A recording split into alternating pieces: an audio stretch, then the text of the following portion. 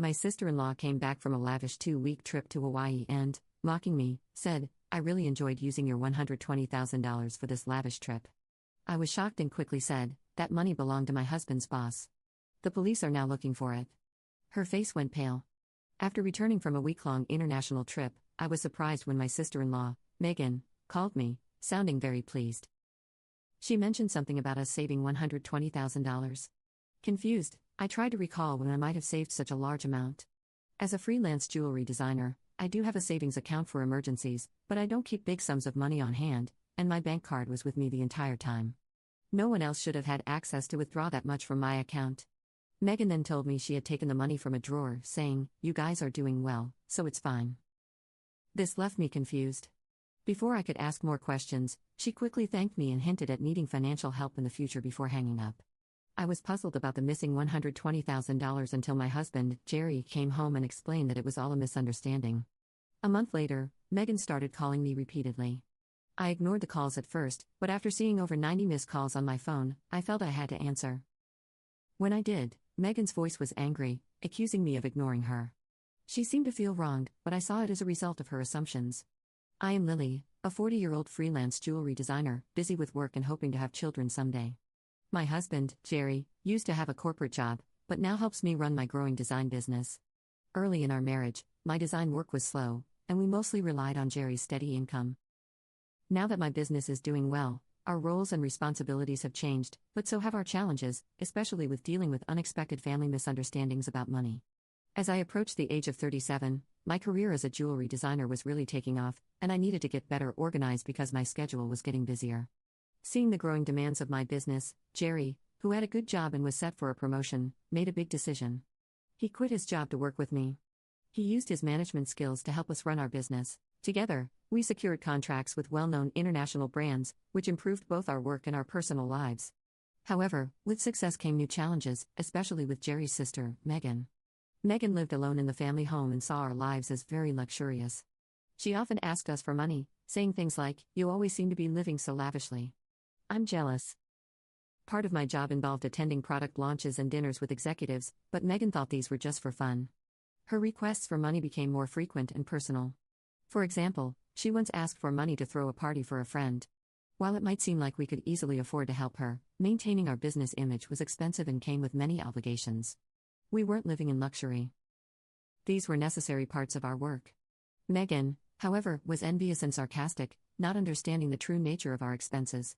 She would say things like, "Dressed up beautifully, eating at expensive places, I envy you." Despite my repeated refusals, Jerry, being her brother, would sometimes give in to her requests, thinking it was easier to keep her happy than to deal with the disruption it might cause. "If giving her a little money keeps her quiet, then it's worth it," he would say. But Megan's demands only grew. Recently, she asked for a new dress for an upcoming gathering. When Jerry suggested a more affordable option, she insisted it had to be something fancy and even wanted a matching bag. This left us feeling frustrated. To try and manage her frequent requests, Jerry had set up a credit card in Megan's name and asked her to use it for her expenses. At first, she overspent and was warned by Jerry. He asked her to let us know before making big purchases, but she continued to spend extravagantly. This pattern of constant financial demands left both Jerry and me feeling stressed as we tried to balance supporting family with keeping our business strong and sustainable. I found a beautiful ring and couldn't resist buying it, though I regret not telling Jerry first. Unfortunately, the bill was really high. If spending continues like this, maybe it's best to return the card. We simply can't afford these costs. The credit card was in Megan's name, but Jerry was the one managing and paying the bills. Megan seemed to misunderstand the purpose of the credit card, treating it as if there was no limit. She didn't realize that every purchase would eventually need to be paid for. And since the money wasn't coming directly from her, she kept using it freely. Seeing the need to control spending, Jerry decided to set a limit on her card. This led to Megan coming into our home one day, upset and complaining. "What the heck? I couldn't pay for my shopping the other day." "Why?" she asked. We explained that her excessive spending was straining our finances, which meant we had to lower her monthly limit. "It's still enough, right?" Jerry asked, trying to keep things peaceful. Megan protested, saying, "You two are still dressing up and going to fancy places. How is what I'm doing any different?" We tried to explain that these activities were part of our jobs, not just for fun, but Megan didn't see the difference. "If that's a job, then what I'm doing isn't any different. It's unfair that only you two get to have all the fun," she argued. While it's true that our work involves attending events in luxurious venues, these are professional obligations, not leisure. Despite her misunderstandings, setting a spending limit on Megan's credit card seemed to calm things down a bit. Occasionally, Megan would visit and complain to Jerry, but overall, life went on without major disruptions. As the end of the year approached, an exciting opportunity came up. A foreign brand manufacturer offered us a chance to expand our business by moving overseas. The idea thrilled me as it could elevate my status as a top-tier designer. Jerry, always supportive, was eager to take the leap. "It's a chance we have to take," he said. However, the idea of moving abroad brought a new concern: Megan. Given her past behavior, we worried she might want to come with us. While living internationally was appealing, the thought of dealing with Megan's demands in a new country was overwhelming. When we shared our plans to move overseas with Megan that weekend, she reacted exactly as we expected. "I want to come too," she said, thinking our move would be like a long vacation. Jerry tried to explain, "We're going there for work. It won't be as fun as you think," but Megan didn't believe him. "You're trying to trick me. You plan to live even more lavishly without me around," she accused. "We're not moving there permanently. We'll come back after our work is done," I tried to reassure her, but Megan shot back, "You say that, but you're planning to leave me behind, aren't you?" Jerry and I were tired of having the same argument over and over. To find a middle ground, Jerry suggested, "Okay. We can't take you with us, but how about we pay for a week-long trip for you instead?" Megan's mood brightened. "Really? Are you sure?"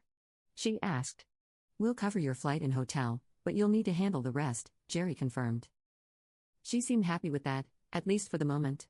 However, the peace didn't last long. A few days later, while Jerry was busy with the move preparations, Megan showed up unexpectedly. "Hey, Lily," she said. "I want to shop over there too. Can you give me some money?" "What about the card Jerry gave you?"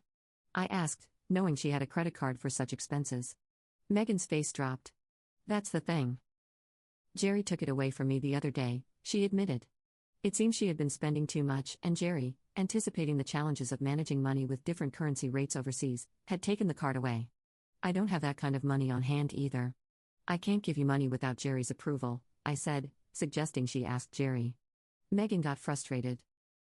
"It's no use asking him. That's why I'm asking you." Megan did go on an 18-day trip abroad, which I assume Jerry managed to fund somehow. When she returned, she called me excitedly. "I'm back, and it was so fun," she shared, telling me all about her sightseeing and dining adventures. Even though I hadn't asked, I overbought souvenirs and couldn't fit them in my suitcase, so I had them shipped here. "Can't wait for them to arrive," she added.